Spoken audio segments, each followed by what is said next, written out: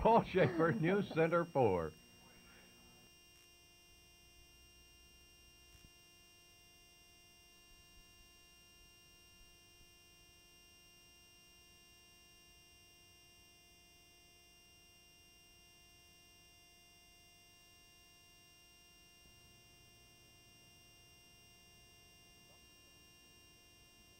Dr. Tom McNish is the chief in residence in family practice in Bexar County Hospital District, elected to that post just last Friday.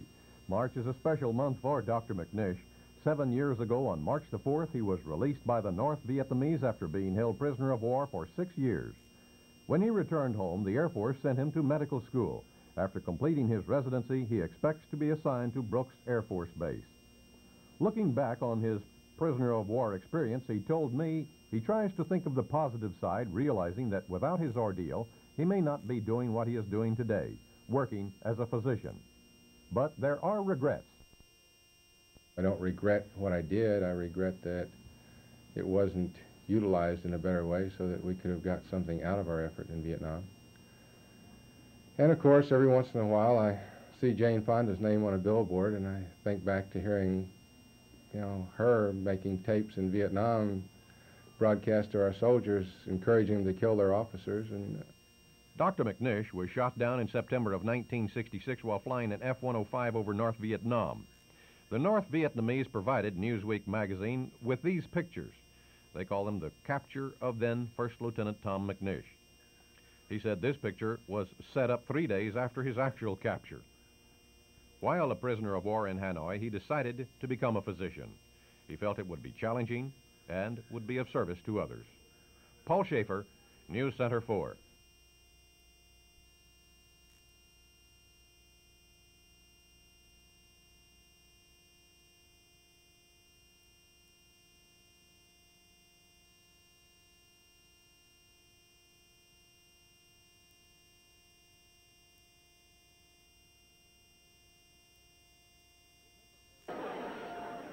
Remember Mary Ann of Gilligan's Island? She's in town today. Or Dawn Wells is, who played Mary Ann on the series. She's in San Antonio to play the female lead in Neil Simon's play Chapter 2. It was put on at the Theater of the Performing Arts tonight. Do a lot of people still talk to you about Gilligan Island when you go across the country? It's incredible. It is the highest rated show in the history of syndication next to I Love Lucy. It's been on the air for 15 years. I have never been in a city that it isn't playing. And it's always when I look my worst. They always say, "Are you Mary Ann?" Yeah, a lot. Does it flatter you that people remember you for that role? Yes. Or would you rather be remembered for other roles? No, because I have a very warm, wonderful feeling about the show. I love the people I worked with. I adored the producers. It was a fabulous experience for me.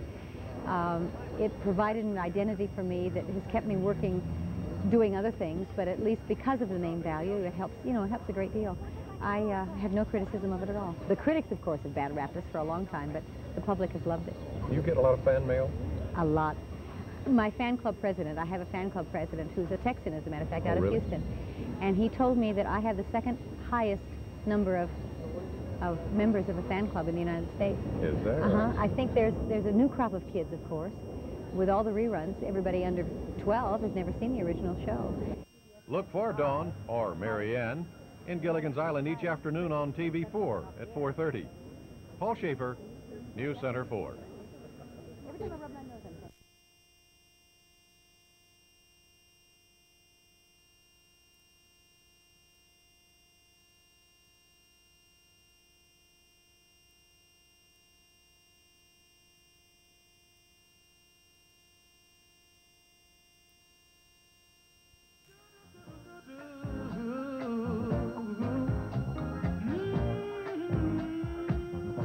All That Jazz stars Roy Scheider as Joe Gideon, a movie director who grew up as a vaudeville performer, is a dancer, and a perfectionist. He's a man who drives himself very hard, perhaps too hard. The 20th Century Fox and Columbia Pictures film was directed and co-authored by Bob Fosse, a man who did all the things Joe Gideon does in the picture. During a visit in Dallas with the Oscar, Emmy, and 8 times Tony Award winner, I asked him if Joe Gideon is Bob Fosse. No, not really. It's based on some incidences that did happen to me. He is a director, choreographer, so am I, but a lot of it's been fictionalized and characters added, and things out of chronology, events, etc. It's about a hard-working, hard-driving man. Are you giving That a much message is true. there? That much is true. Are you trying to tell people that they work too hard, they're too much perfectionists? Yeah, I think people do. I think the idea of success in America has killed a lot of men. You know, the driving, pushing to be a success or to do something important. And I suppose that's part of what the movie says. Hopefully, it says it in an entertaining fashion, and there's singing and dancing in it. But Bob Fosse's movie All That Jazz has been nominated for 9 Academy Awards. Paul Schaefer, News Center 4.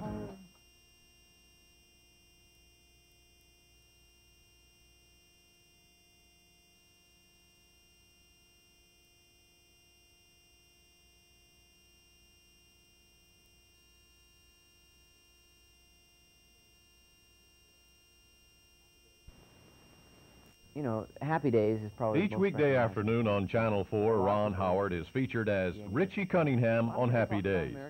Ron has been acting in movies and on TV just about all of his life. And he's gone into writing, producing, and directing. His latest effort in that field is the just-released movie, Leo and Laurie. I asked him which side of the camera he likes best. Directing. Why? I've always wanted to do it, and I finally got a chance about 3 years ago, and I've been doing continuing with that, and I just find it real gratifying and exciting. I just get really churned up doing it and thinking about it. And it's a lot more work, but I like it. What about the Happy Days crowd? Is that a real close-knit group? You all work real? Yeah. Well, you look like, well, I mean, it's just a regular family there. This movie, Leo and Laurie, came out of that. Anson Williams and I are working on a project together. Henry Winkler and I talk about it all the time, and Tom Bosley is always trying to get Donnie to go out and do a play with him, and Marion Ross is doing a play in 2 weeks in San Diego, and we're all going to take the train, 200 miles to San Diego to see her, and and we play softball together and things like that, and it's been a real good job for 7 years. Ron Howard, movie TV star, producer, director, and writer. Paul Schaefer, News Center 4.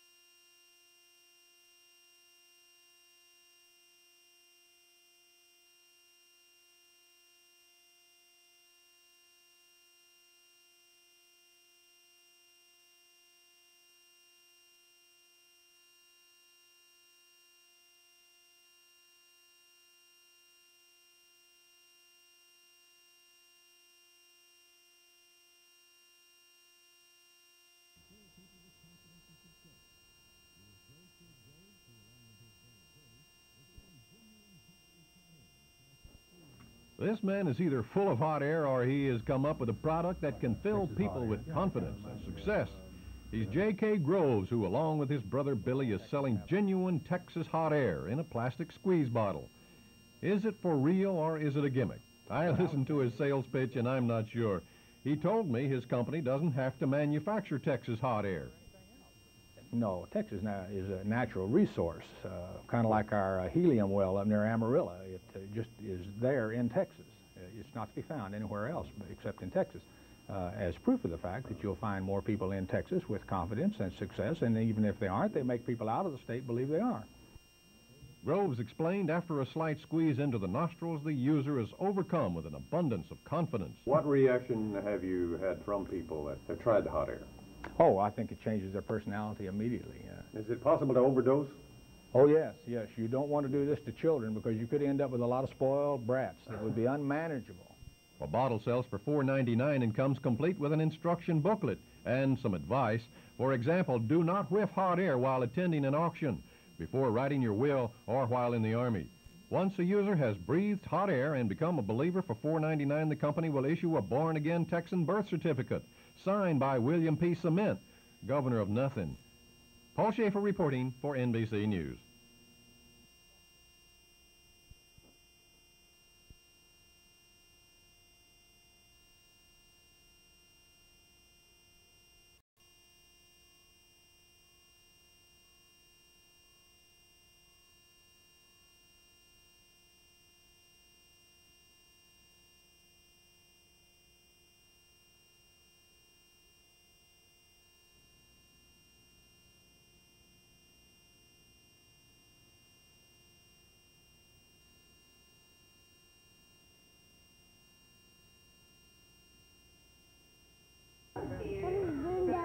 Within 5 years, zoos the world over could be faced with a hard decision: what to do about overcrowding.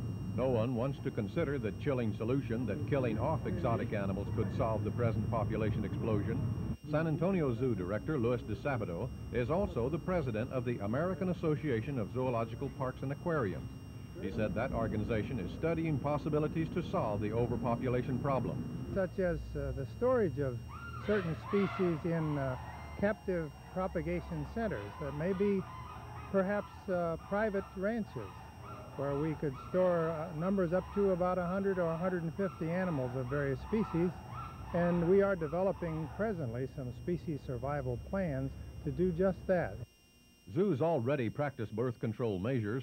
At 5 cubs per litter, a female lion could produce 10 cubs in 1 year.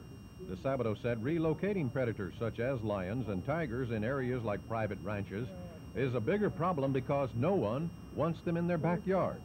He said exotic animals are, in some cases, being returned to their home countries. We would have to be assured that the animal would be put into a protected area or reserve where they can reproduce naturally. De Sabato feels that knowing the problem exists now is half the battle, and planning ahead now